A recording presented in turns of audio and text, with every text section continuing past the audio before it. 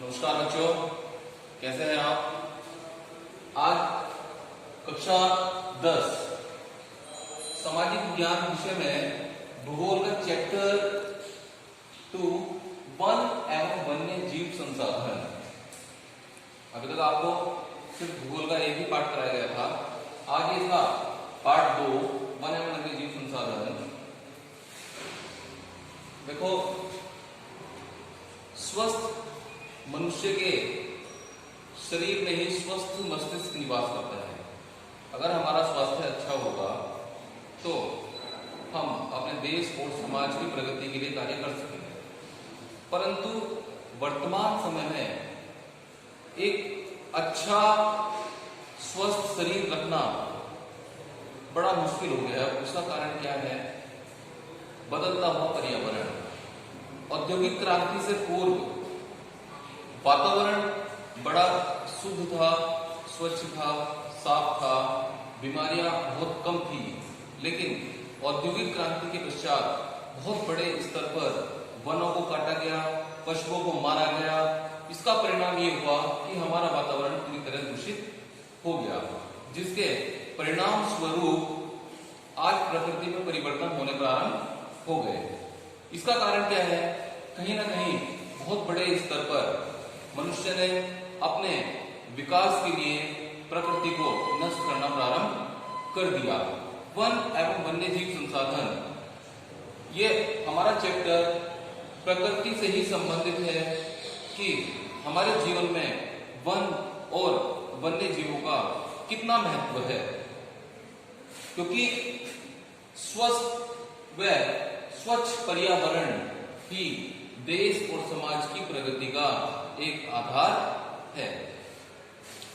देश की स्वतंत्रता के पश्चात भारत में बहुत बड़े स्तर पर औद्योगिक क्रांति प्रारंभ हुई, जिसके लिए बहुत बड़े स्तर पर वनों को नष्ट करके खेतों में परिवर्तित कर दिया गया और उन खेतों को भी बाद में नष्ट करके उद्योगों के प्रयोग के लिए इस्तेमाल किया जाने लगा, जिसके परिणाम स्वरूप बहुत बड़े स्तर पर वनों की कटाई हुई, बहुत बड़े स्तर पर पशुओं को मारा गया और प्रकृति में एक असंतुलन की स्थिति पैदा हो गई।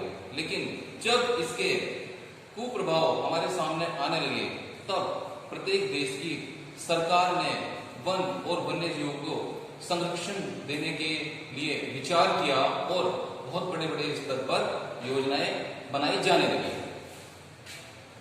वनस्पति, पेड़ पौधे, जीव जंतु, ये हमारे वातावरण की सुंदरता को तो बनाते ही बनाते हैं, लेकिन कहीं ना कहीं मनुष्य के जीवन को भी स्वस्थ बनाने में अपनी महत्वपूर्ण भूमिका निभाते हैं। इसी बात को ध्यान में रखते हुए भारत सरकार ने वन और वन्य जीवों को बचाने के लिए बहुत सारी योजनाएं बनाई।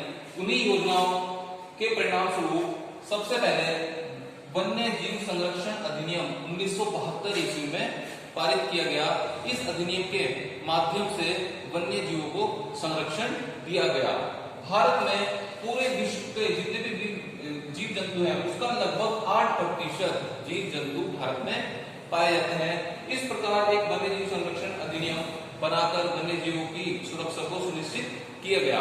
परंतु इतना करने मात्र से ही इस समस्या का समाधान नहीं हुआ।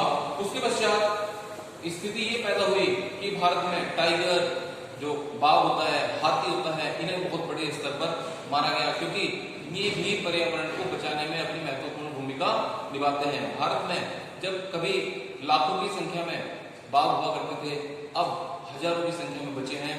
उन्हें बचाने के लिए भी भारत सरकार ने प्रोजेक्ट टाइगर 1973 ईस्वी में एक योजना प्रारंभ की, जिससे कि देश में जो बाघ बचे हुए हैं उनकी सुरक्षा की जा सके, उनकी रक्षा की जा सके। इसी प्रकार से प्रोजेक्ट एलिफेंट भारत सरकार ने 1992 ईस्वी में प्रारंभ किया, जिससे कि भारत में हाथियों की भी सुरक्षा की जा सके। वन संरक्षण अधिनियम 1980, भारत सरकार ने वनों को, जंगलों को बचाने के लिए वन संरक्षण अधिनियम 1980 में पारित किया, जिससे कि भारत में जो वन बड़े तेजी से काटे जा रहे हैं उनको संरक्षित किया जा सके और इस वन जैसी प्राकृतिक और अमूल्य संपदा का विनाश होने से बचाया जा सके, क्योंकि वन पर्यावरण के साथ साथ हमारे लिए भी बहुत महत्वपूर्ण होते हैं, क्योंकि वन पर्यावरण दूषित हवा को खुद स्वीकार करके हमें शुद्ध हवा देते हैं और हजारों लाखों जंगली जानवरों का आवास स्थान भी होते हैं। पर्यावरण संरक्षण अधिनियम 1986 में पारित किया गया, जिससे कि पर्यावरण की प्रत्येक दृष्टि से सुरक्षा की जा सके।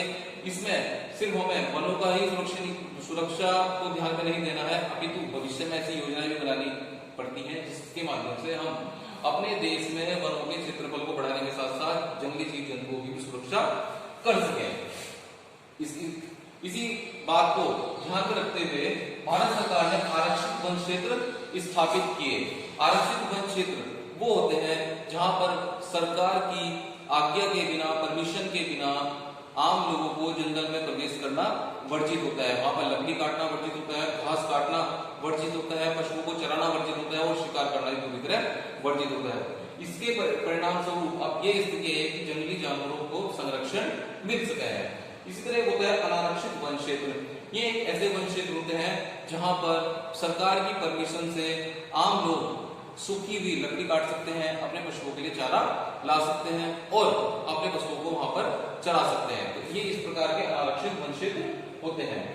और इसके अतिरिक्त संपूर्ण विश्व का ध्यान इस पर्यावरण की तरफ गया है, तो उसी दृष्टि से विश्व धरोहर स्थल भी यूनेस्को की तरफ से और पूरे देश में स्थापित किए गए हैं और बहुत से ऐसे स्थलों को विश्व धरोहर के रूप में घोषित किया गया है जो कहीं ना कहीं प्रकृति की दृष्टि से बहुत ज्यादा महत्वपूर्ण होते हैं।